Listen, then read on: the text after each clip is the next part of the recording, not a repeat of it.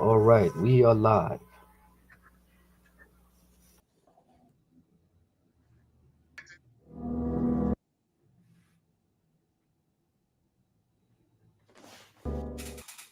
How we gonna make revolution from our houses? How we gonna make revolution social distancing? How we gonna make revolution away from one another?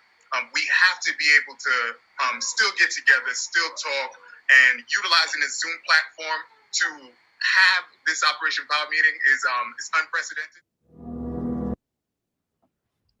Welcome. The question, how are we going to make revolution? We're going to make revolution by using all the tools, skills, and resources that we can to be able to get to our people and raise their consciousness, because the revolution comes from the grassroots, comes from the people. Welcome, Jambo Akwaba. My name is Inez Barron, and I'm with my co-host, my husband, the unbought, the unboss, the bold, the outspoken, none other than Charles Barron. You got any more adjectives you want to add? I have a list, but we're on a time schedule here. Well, it's Charles Barron, and this is my wife of 42 years, the bold, the brilliant, and the beautiful Inez Barron. Thank you so much. This format that we're using, Black Power Media, is also a way that we are making revolution. We welcome you to our program, Operation Power, a voice for Black radical politics and revolutionary change. That's what we're calling it. And we're so glad that you're a part of that, and so glad that Black Power Media has invited us and welcomed us to join their family. We're here. This is our second broadcast. We've got an exciting topic. We're going to have some discussion. But first, as a part of our African culture, we are going to have a libation, part of calling on our ancestors to be a part. Nothing important happens without a libation. And so for this very important presentation, we begin by the pouring of libation. We pour libation first to our first ancestor, to that hidden one who, though hidden, manifests in all things as all things, that God-goddess idea in the universe by any and all names. To our first ancestor, we pour libation, Ashe. We pour libation too to our ancestors because they were the first people on this planet, mothers and fathers of all mankind, flashpoint of the human family. To those ancestors we pour libation, Ashe. Pour libation too to our ancestors because they were the ones who first gave birth to the idea of civilization, knew we would need a form of governance, and they nurtured that idea along the Nile until it reached its zenith in Kemet. There they built these gigantic monuments as evidence of that great civilization, and they carved instructions on the walls of temples and tombs for us, so we would never forget. To those ancestors we pour libation, Ashe. Pour libation too to our ancestors because over time they put together all the tenets of civilization, and they took those ideas and left the continent. They were the people of the first Exodus. They left Africa and went all over the world and peopled the world. To those ancestors we pour libation, Ashe. We pour libation too to our ancestors because they did not sit on their laurels. They continued to improve, continued to evolve, and at each point of evolution, they again would leave the continent and settle and resettle the planet. They met themselves coming and going. To those ancestors we pour libation, Ashe. Pour libation too to those ancestors because over time, they found themselves the object of a forced exodus when they were kidnapped, shackled, cargoed, shipped out of Africa and enslaved in diasporas around the world. To those ancestors we pour libation, Ashe. Pour libation too to the ancestors left at home, the very young, the aged, the infirm, left to reinvent themselves, depleted of us, human resources. But they were enjoined by us in the diasporas, both objects of a global myopia that ruptured the soul of a people as it ravaged a continent. To those ancestors we pour libation, Ashe. Pour libation too to those ancestors because over time they began to remember who and what they were. Because no matter where they had been dropped off, they still retained bits and pieces of who and what they were. They retained that African core that described them. They began to remember bits and pieces of a song. They began to remember lines from a rhythm. They began to remember dances that they did in ancient times. They began to remember those ancient drum beats that they now beat out on bare skin. And so to those ancestors, we pour libation. Ashe. Pour libation too to them, because they then began to teach each other. They began to resurrect and reconstruct that history and that culture. They became the new Africans wherever they were. They became the new teachers, preachers, archaeologists, the new singers, dancers, the new drummers, the new Jaliyah. They reconstructed that history and our culture and became new Africans everywhere. So to those ancestors, we pour libation. Ashe. Pour libation to those ancestors, because they are the ones who pass that information on to us. And so we pour libation to those of you who will watch this presentation, those of you who are the recipients of that pieced together history, of that reconstructed culture. To you, we pour libation. Ashe. Pour libation to our children and those yet to be born, for they are the ones that you must teach. And you can only teach if you know the history. So to you who are learning the history and are passing on that history, and to our children who are learning that history and will pass that history on to all eternity, but they will call your name in all eternity. To our children, we pour libation. Ashe. Ashe. Ashe. Asheo. Asheo. Yes, calling on our ancestors, talking about in the spirit of Sankofa, looking back, getting all of that knowledge and wisdom and moving forward into the future. Well, we're so excited that you've joined us again. And we do know that this is International Workers' Day, and we have a very important theme that we're going to be talking about. But before we get to our special guests, we want to make sure that you have an idea of who it is, who we are. And we are Operation Power. That's the name of our program. And we want to have a video clip that we share with you so that you can get a fuller understanding of what we are and what we do.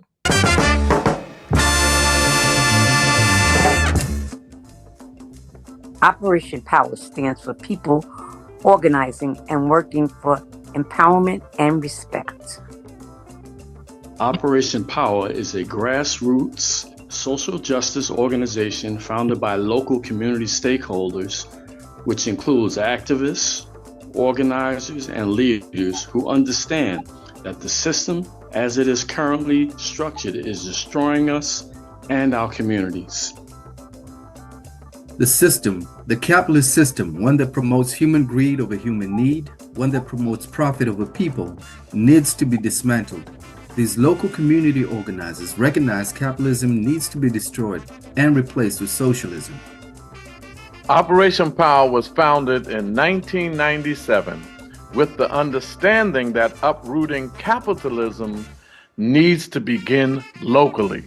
Operation Power understood that our communities are the perfect vehicle to dismantle this parasitic capitalist system brick by brick, and the economic, political, and cultural institutions and other systems in place in our local community infrastructure. Whether it's the local school board, community board, city council, state assembly, all represents mechanisms to control the destiny of our people.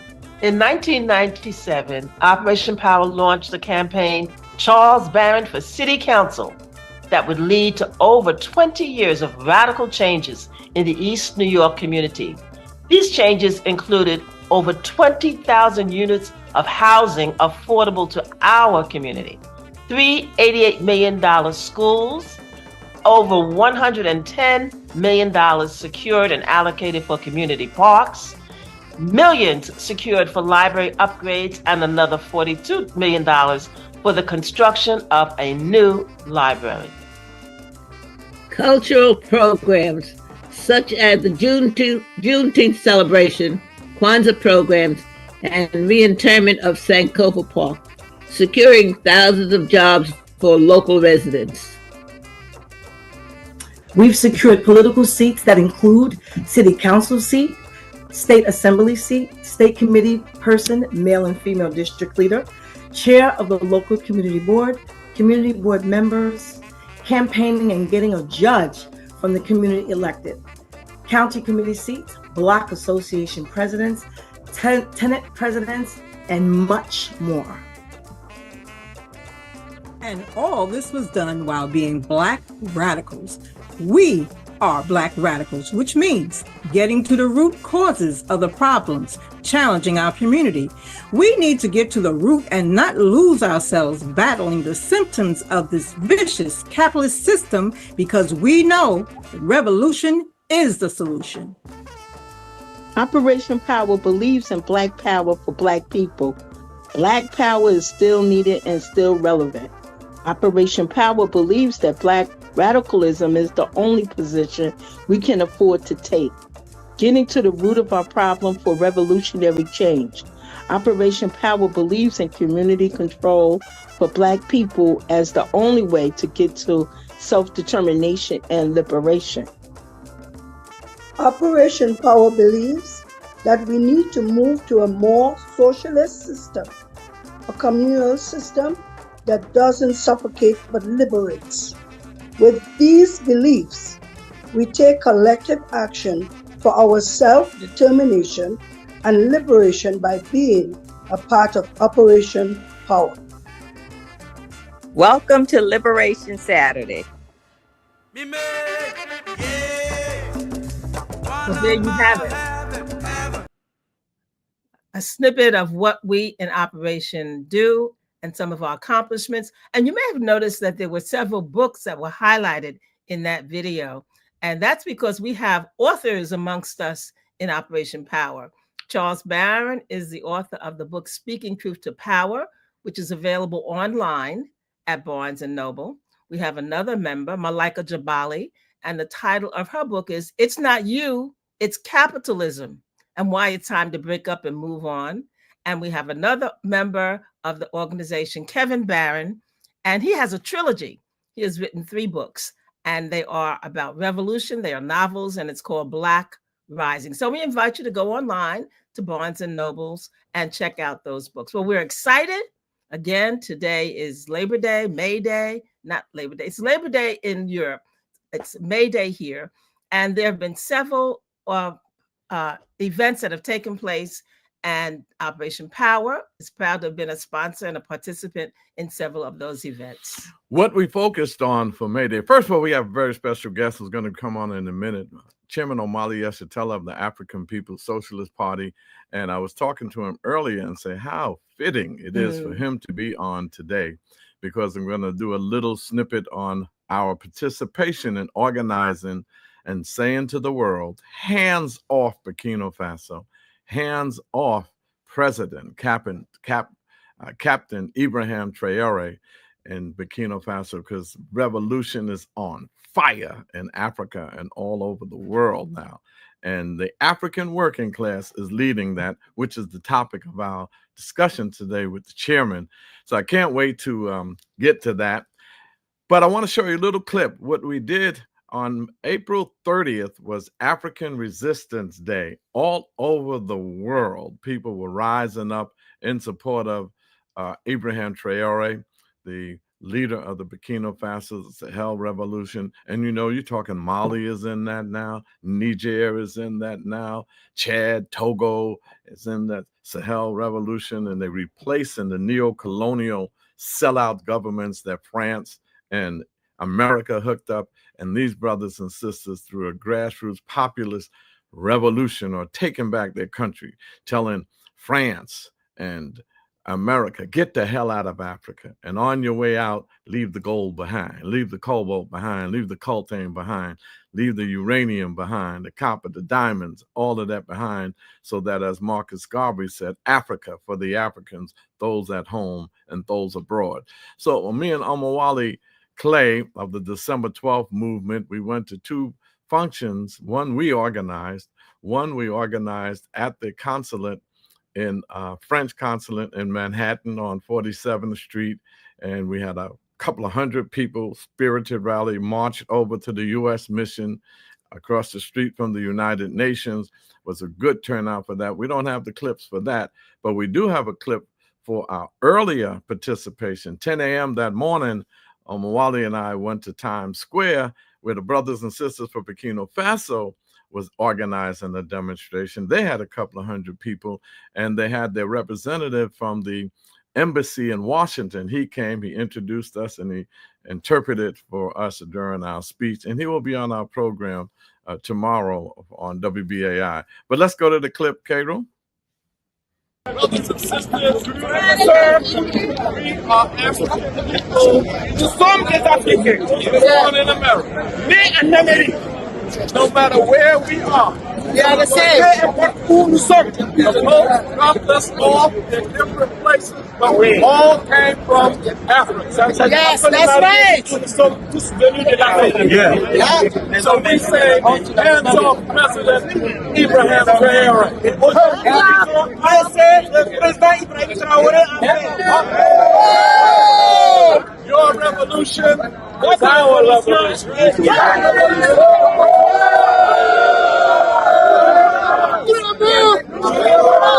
They are afraid of us now. Ils sont prêts de nous aujourd'hui.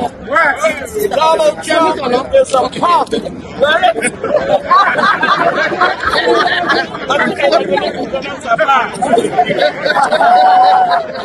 He's going so crazy.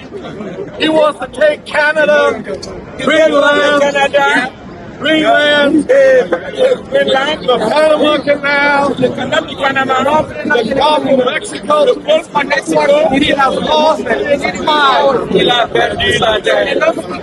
We will not be defeated. Because we're moving in the spirit of Thomas Sankara. Nous avançons dans l'esprit de Thomas Sankara.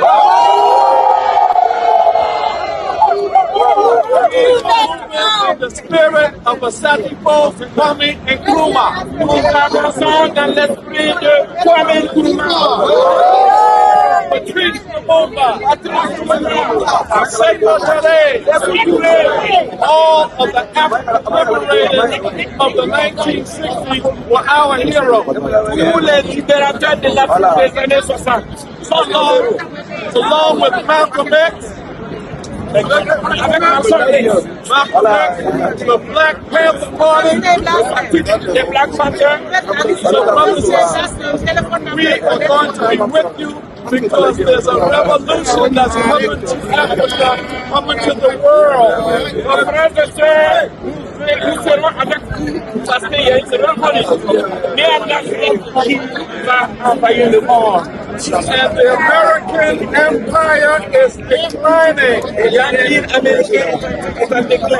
The American dollar is declining. The IMF and the World Bank can go to hell. The Fund Monetary International we don't need them. We don't need that. We got our own gold. We got our own uranium. We got our own oil. We got our own propane. We got our own copper. Imperialism is down. Colonialism is down. The African liberation is forever.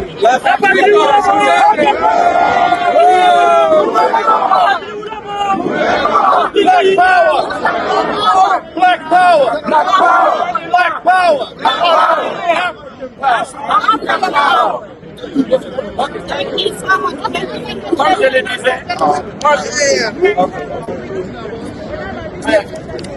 Et nous avons avec nous un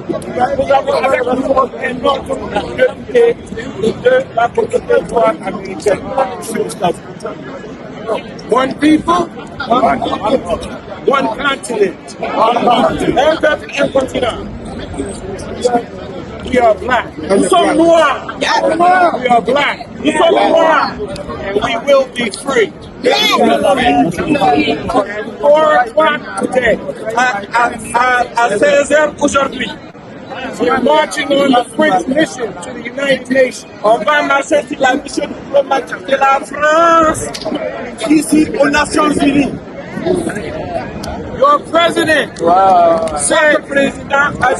said your wealth belongs to your people. Yes.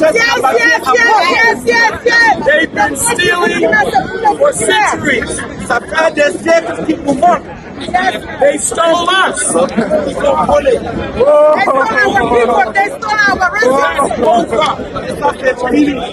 President Ibrahim Traore, Ibrahim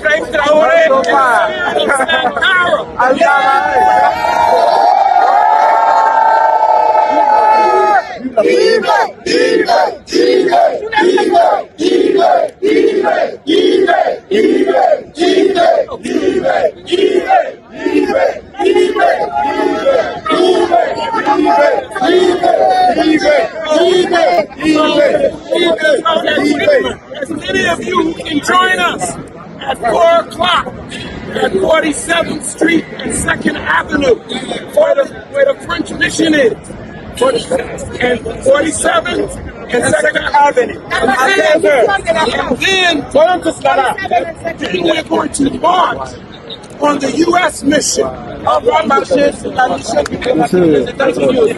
Because that Negro, Uncle Tom, General Langley, attacked President Traore. He works for the white man. He works for imperialism. But today is our day. All over the world. Today, we stand in unity with Burkina Faso. And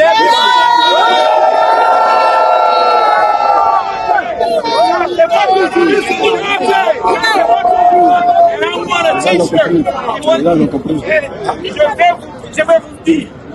I want a t-shirt.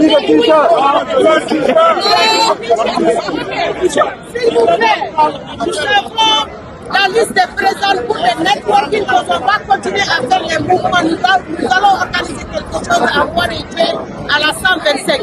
Put your name, we need to be, on doit être en force pour montrer notre nom. Pour être puissant, il faut qu'on monte en force. Tout le monde doit mettre les noms là-bas. Donc on doit être unis. Donc il est le président de Ancestral qui va parler. Et puis il y a les contributions, il y a la boîte des contributions. Voyez le bon bien là-bas. How we gonna make revolution?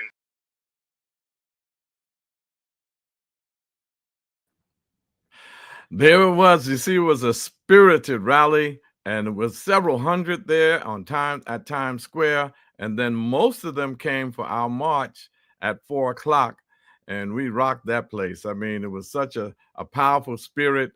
People from all over the city and parts of the world even came, and certainly African leaders, since we were right down there at the United Nations. The brother standing next to us and interpreting with the white on, he was a representative from the Washington embassy.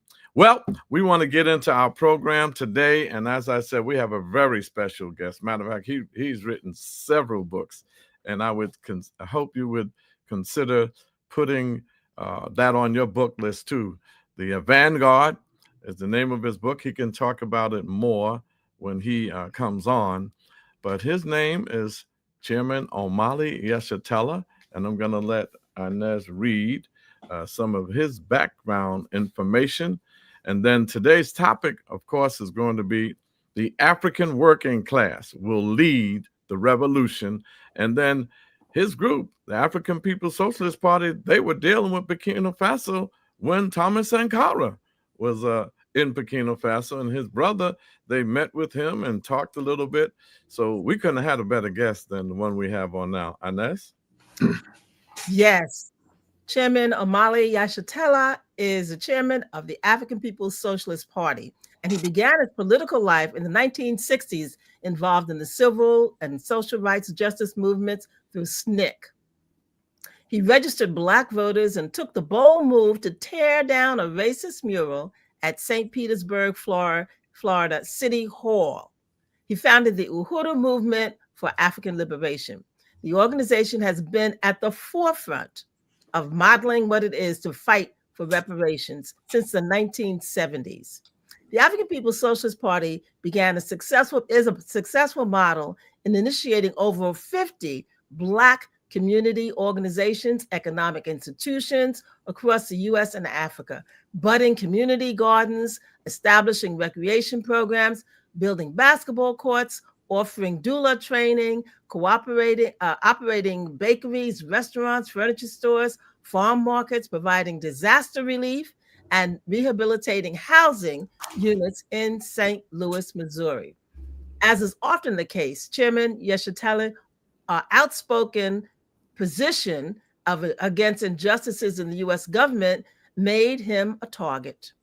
Chairman Yeshitela was a part of the Uhuru Three, including Jesse Neville and Penny Hess, who had their homes raided by the FBI in 2022, and were indicted in April of 2023 and charged with being agents of the Russian government. The trial found them not guilty of being Russian agents, but guilty of conspiring. Imagine that.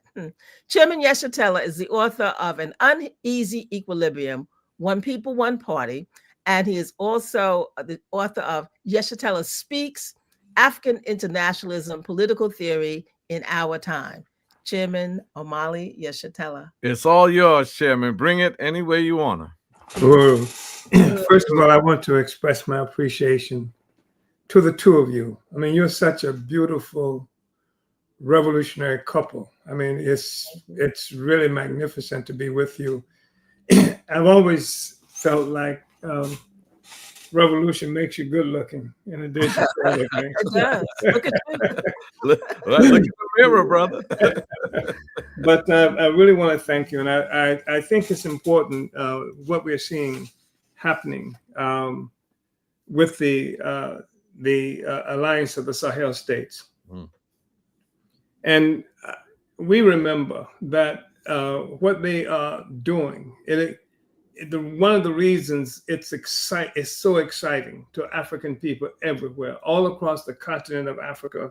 When Nigeria was talking about it wanted to attack the Sahel forces there, the people in Nigeria, Africans in Nigeria, rose up in such great opposition that it frightened them. They had to back off because we see what's happening there is African people are claiming agency, and it's exciting to Africans everywhere. You can find this discussion in virtually every place in the world where Africans are. They're excited about what's happening in the Sahel.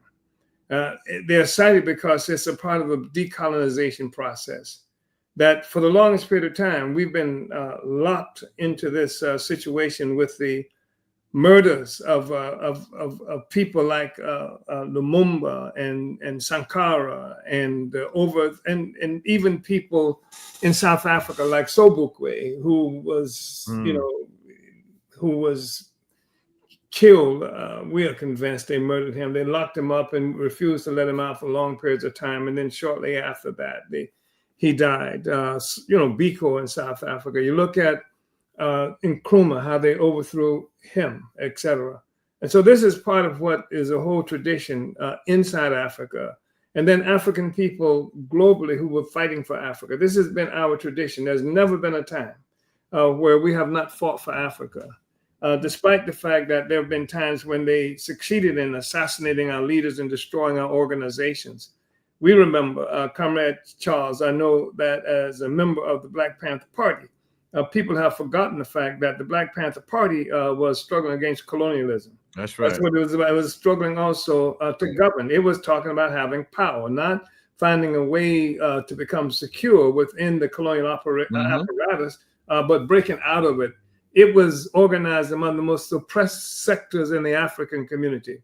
It was not doctors brought to us relief from things like sickle cell anemia. These were Africans who were living in housing projects, who were going door to door, bringing this. This was part of a tradition of anti-colonial struggle. Saw it in China with the so-called barefoot doctors and things like that. You saw it in Nicaragua with the educators when actually the young children dealt with illiteracy in Nicaragua in several months because they were unleashed to go out among the masses of people everywhere to take that. So the people were mobilized, and the people are the critical factor in an anti-struggle against colonialism, which is one of the reasons that every effort is made to keep us from being able to get to the people. one of the reasons that you have what they call shadow banning and things like that, so we can't communicate with the people. And also it's one of the reasons why we have to return to real organizing of the people in the communities that we live in. That's what the Panther Party did. They went door to door. They organized people in the communities where we live. And they organized committees and things like that to deal with the problems that we have. So that's what we've done. And this very exciting thing to see appears to be a kind of redemption of Africa. Garvey, Africa for Africans at home and abroad. That's not right. Africa for Africans in the Sahel.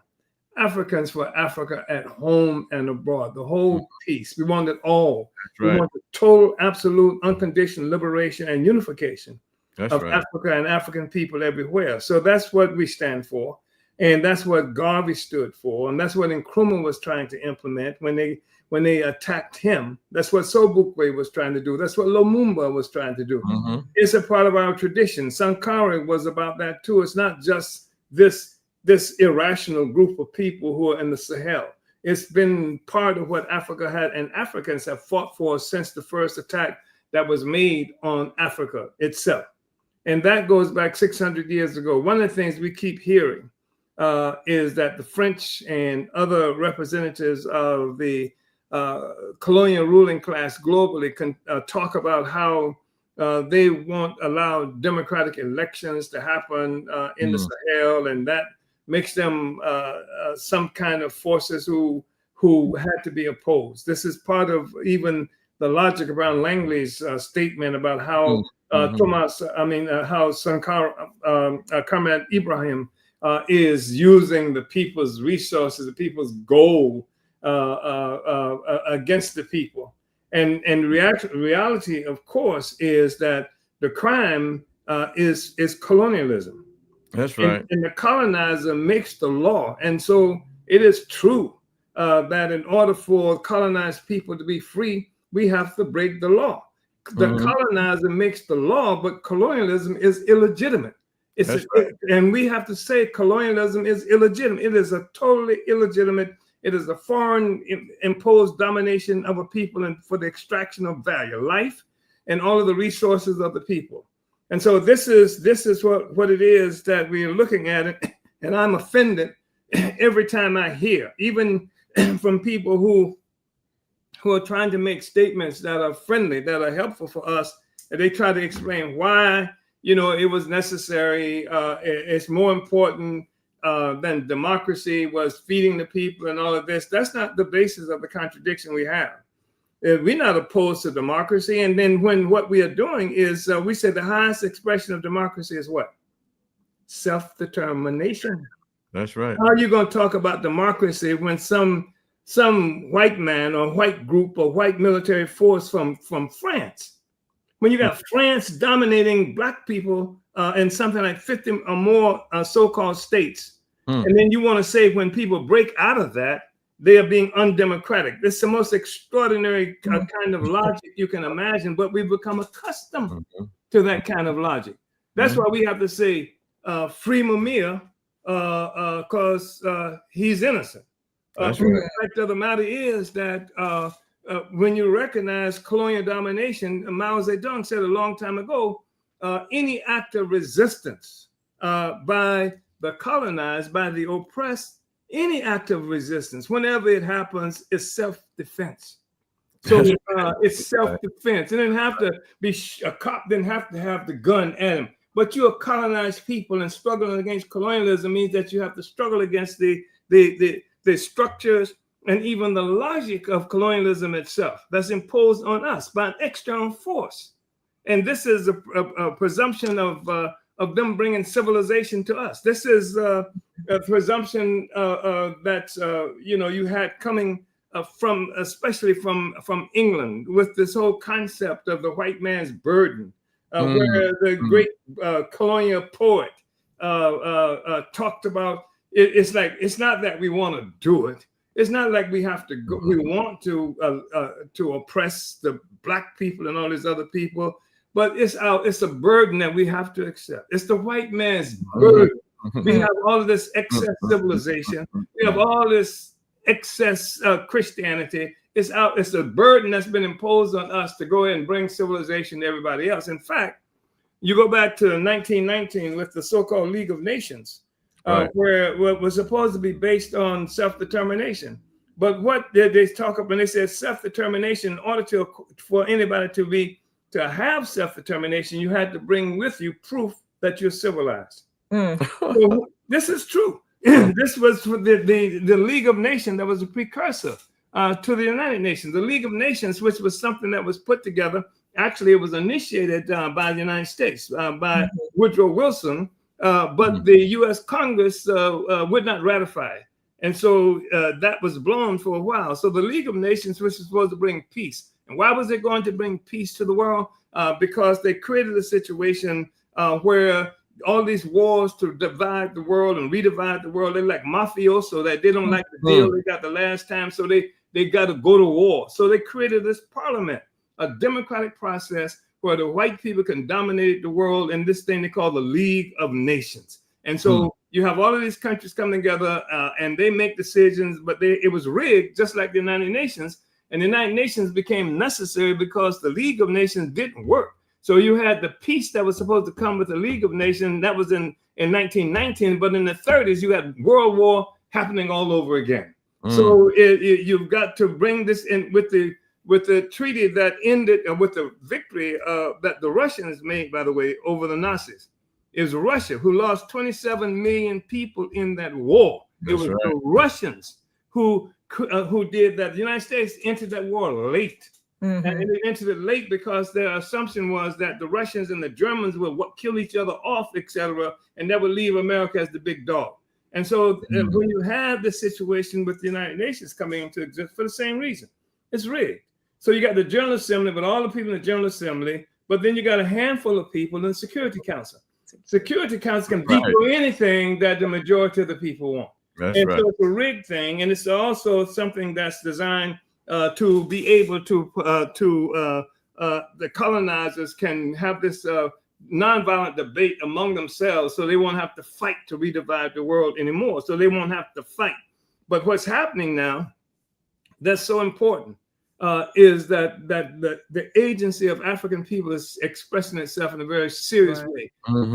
Listen, in the 1960s, and probably even the time when you were a member of the Black Panther Party, the world looked to Africa and Black people. We were the future. People saw us as the future. I'd be on airplanes and people from different places in the world would ask me, what happened to the Black Revolution? Everybody expected this to be the solution because we're here in the belly of the beast. And guess what? The whole world revolves around what they steal from Africa. The whole world wouldn't be a modern economy as they characterize it if it were not for resources coming from Africa. That's right. The fact is, the existing social system that people like to refer to among capitalism, what have you, for the first time in human history, a world economy was created. How? First, when Portugal attacked Africa in 1415, 600 years ago, initiated the process in the Canary Islands where they created sugar plantations and had Black people and others working there. You had a situation where with that, they went into other parts of Africa. They were looking, by the way, for the gold that Mansa Musa, they were looking for that because they were starving, first of all, in the 1300s, to the extent that England, you had people in London who were eating their cats and dogs and their babies. And I'm not saying this I'm not trying to slander England because I don't believe in making up anything on white people. I really don't believe in that. Just tell the truth. I mean, the truth is devastating itself. And so you had this horrible economic situation.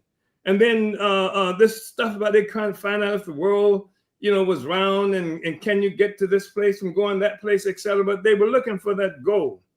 That Mansa Musa, who came out of Mali, there's something like 60,000 people with him traveling for miles and miles and just giving away gold and setting up all these other things. And so they want to find that gold. And that's one of the things that had them out there circling around the coast of Africa. They knew it was in Africa. Everything is in Africa. They knew it was in the coast of Africa. So they're going to go to Africa and find that gold. So for the first time in history, with Portugal. This is later on when Portugal in 1415 starts this process, and then they set a pace. This became a policy of Portugal. You go there, you steal this, and by the way, Columbus was involved in some of this. He was in Africa at the Cape, in the Cape, not the Cape, but the Cape Coast of the Gold Coast, if you characterize it that, where the Portuguese built this fortress and stuff like that. And Columbus helped to build that. He helped to build some of those things. And so for the first time in history, you got this theft of Black people being dispersed all around the world. In the process of doing that, they're killing indigenous people. In a short order, they killed so many millions of indigenous people. These are the civilizers that we are talking about now. They killed so many indigenous people, millions of indigenous people, etc. And then when you look at places when what's characterized as the Americas today, even though it's not an indigenous name, it was named for a white man, and just like most of us got named white, but the colonizers. So you see this whole movement of whatever you see, like in what they call South America, all of these borders and what have you came into existence through through the enslavement of African people, transferring Africans to all of these places to work in the mines, to work as enslaved labor and what have you. And also they stole our technology. And you must remember this, that part of it was not just to get brawn, they wanted brain. And it's we who brought the rice farming and stuff like that because we knew how to do it.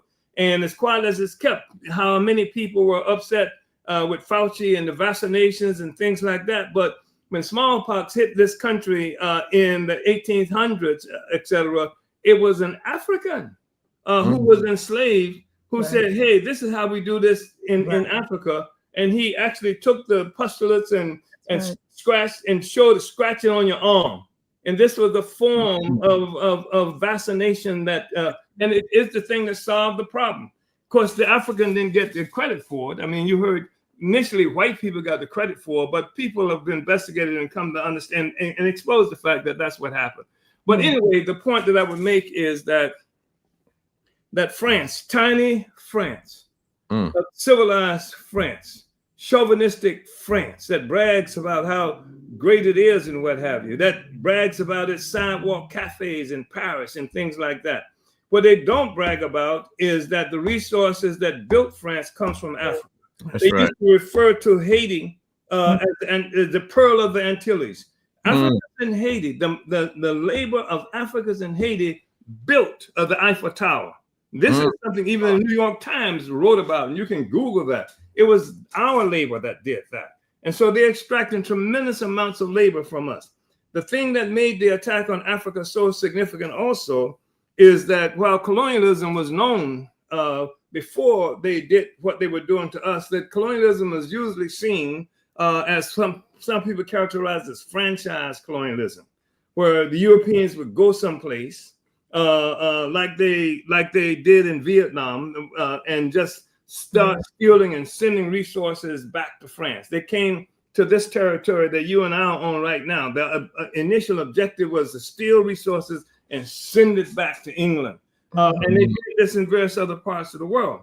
But the thing that really became fundamental to and they did that all over Africa, just sucking out resources.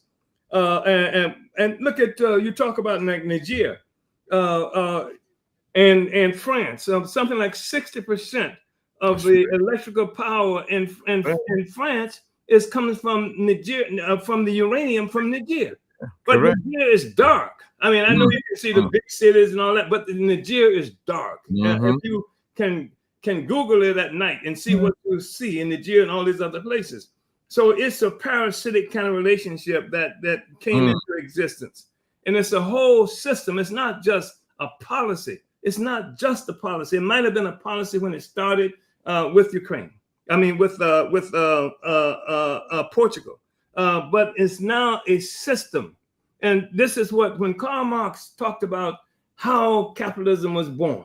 He said that among the things he said was turning Africa into a warring for the commercial hunting of black skins. He talked about the murder that was happening in the East Indies. He talking about the interring of the indigenous people, the aboriginals, if you will, in the Americas. He said this is how the whole thing got started. He said that he characterized as primitive accumulation. He says this has the same significance in political economy, Charles, he said, as original sin in theology. This is where it all started. This is where it all started. And so what he was calling primitive accumulation, we say it's an actual mode of production that he doesn't talk about. This is a mode of production that came into existence. And it's one thing, if you call it primitive accumulation for the development of capitalism, it has us as forces that function only for the development of white power and white people, because there was no such thing, white people, white power before that. But when you say it's colonialism, it's a colonial mode of production. It presupposes agency on the part of those of us who are colonized as the way to get free. Otherwise, you find yourself forever fighting against this other thing that has no immediate relationship. So, Chairman, let me get you in another direction. I want you to explain, as this is critical, neo-colonialism. Yes. The new way to colonize us. Yes. Also, just in terms of so-called democracy, I used to speak across the country. I remember when Maurice Bishop and them liberated, what is that? Grenada, right? And I was at one college, and the woman got up and said, well, that was 1979. You talking to us in 85, and they haven't had elections yet. And I said, well, two things. One, you don't have a revolution to have elections. You have a revolution to improve the quality of life for the people. He did that. But let me ask you something, young lady. When was the American Revolution? 1776. When did General George Washington get elected to the first presidency in America? 1789, 13 years after the revolution. So we have we 6 years? We got another 7 years to act like George. Yeah. So, but I hope not. But right, not to act like George. Yeah. But have an election. But could you explain like neo-colonialism? And this thing called neo-colonialism became significant, and there was a British guy who was dealing with primarily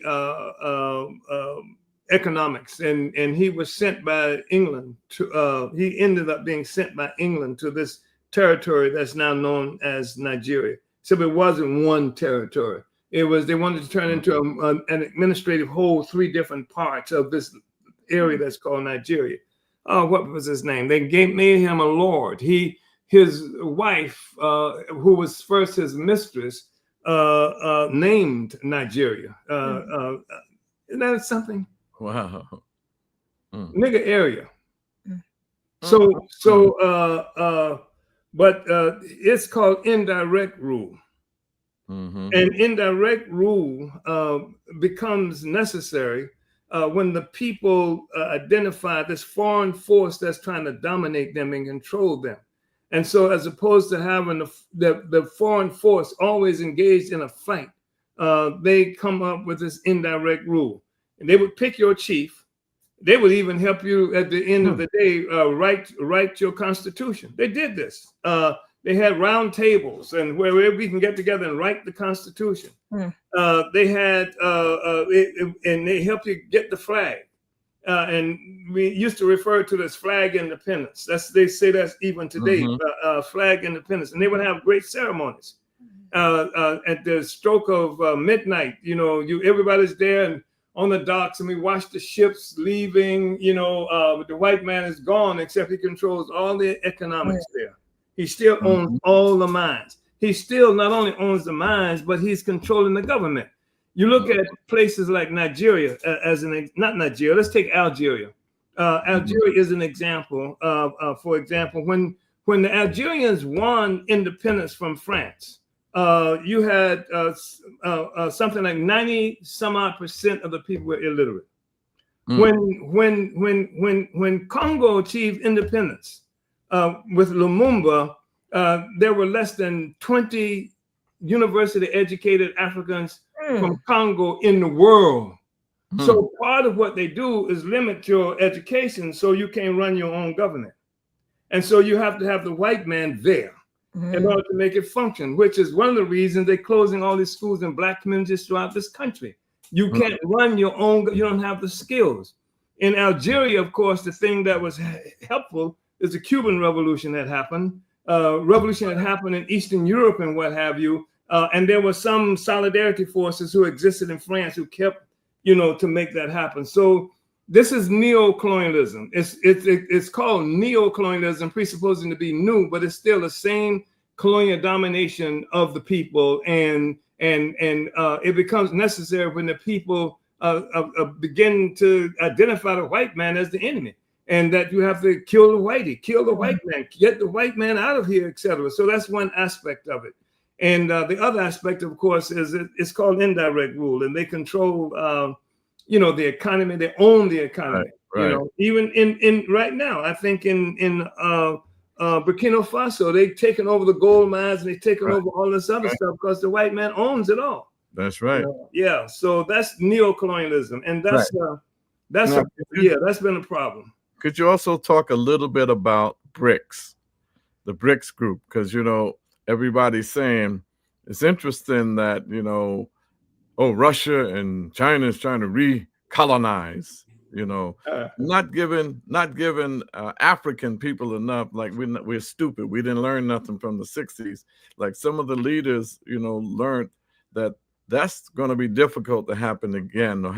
And plus, Russia never colonized any countries in Africa that I know of. No. So talk about BRICS a little bit and the fall of the IMF and the World Bank. Well, all of this is important. BRICS is important. Sahel is extremely important.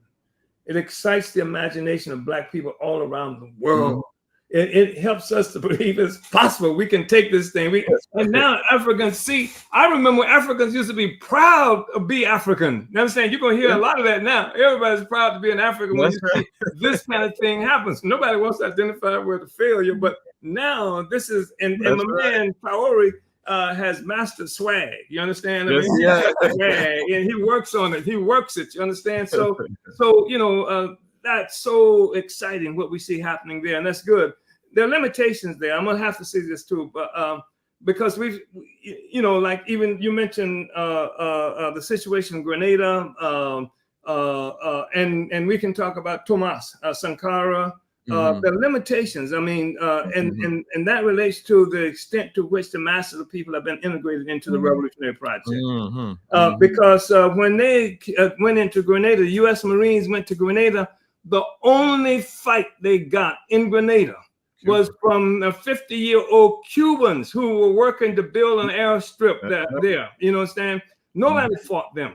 So the project has to belong to the masses of the people. And it was the masses who thrust the military into power in the Sahel.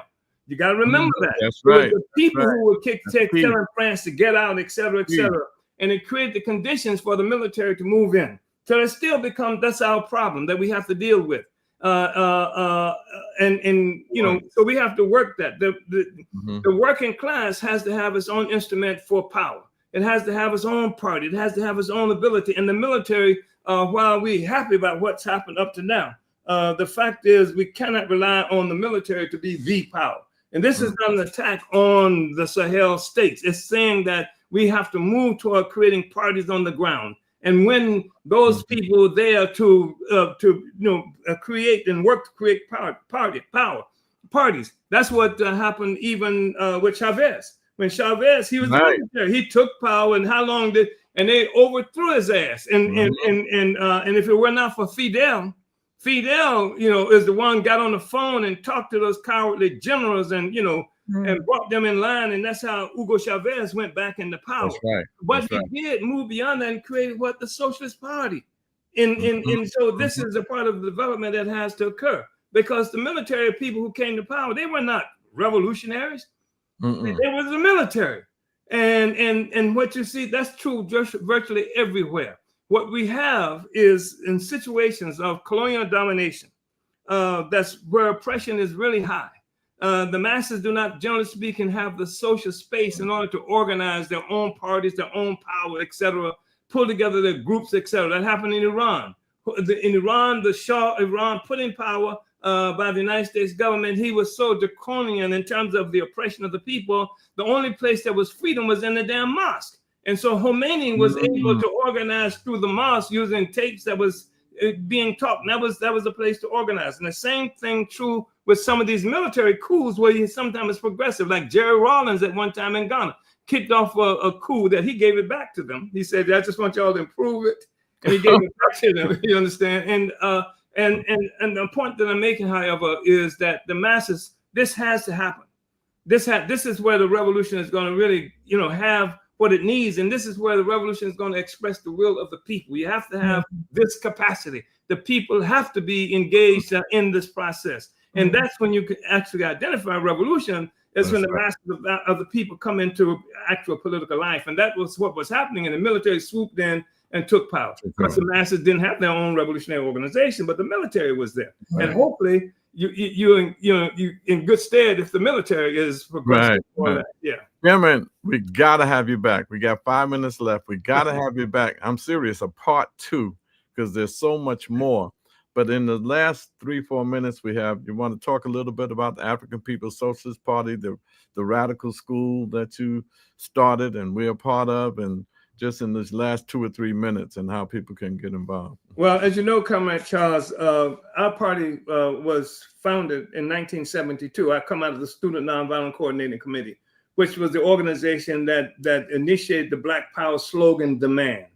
And this SNCC was a critical event, because what it did was it made the bridge. It was the bridge between the anti-racist civil rights movement and the anti-colonial Black Power movement. You talk about Black Power, you're talking the same talk that Vietnam is talking and other people around the world. Power. You have to have power. If you don't have the power, you got nothing but dreams, etc. So this is what we created to complete that. And this is why we never fell into the anti-racist trap, because what are you fighting against? Racism is simply the ideological foundation of colonialism. And we have to win control of our lives. We have to be self-governing people. We have to have our own state power, which is why we've created and also quickly around the school. I'm gonna speak to that if I can, just a few seconds around the school, which I think is really important. The Electoral College, the Electoral Campaign School that we created through the Black is Back Coalition, which itself was a part of the project to cure ourselves of the fact that our movement had been destroyed, forces have been dispersed everywhere, and it was incoherent. So the coalition participates in giving coherence to a movement for self-determination, anti-colonialism. That's what happened with the coalition. And then we said, when we got what was supposed to be universal suffrage and the right to vote, when they gave us the right to vote, they had already killed Malcolm, they killed King, they killed the Panthers, they were killing all these other forces of what you got to vote for except the Democratic Party. So they never allowed us to take the revolution in. This is Charles. Take the revolution into the electoral project. When you get into the electoral thing, then everybody gets an opportunity to debate these questions on reparations, debate this question on police control, Black community control of the police, on gentrification. But you can't do it unless you get on the agenda. You can't get on the agenda if the Democratic Party, if white power is the force, and that's why they ended up doing this in 1965 when they gave the Voting Rights Act in 1965, the same year they killed Malcolm. Shortly after that, they killed King. Shortly after that, they were attacking Panthers all over the place. Anybody who would bring a revolutionary agenda platform into the electoral process was wiped out. And that's one of the things that make you so significant, comrade. Well, thank you very much, comrade. And I'm going to speak to Ikenga. You have to come back, because there's so much more we need to talk about. And we're so honored to say, we can say in Operation Power that we were there for the first electoral politics school in St. Louis.